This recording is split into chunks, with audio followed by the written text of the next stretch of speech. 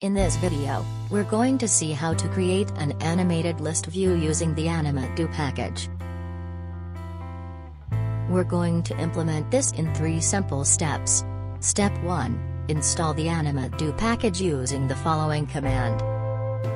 Step 2. Run the following command to fetch the dependencies.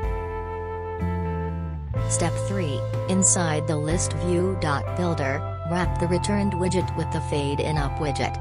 Don't forget to import the animate_do package. After that, restart the application.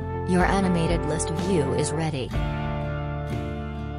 If you want the animation to run only once for each item in the list view, you can achieve this by adding a few lines of code. Create the variable above the build method of your widget.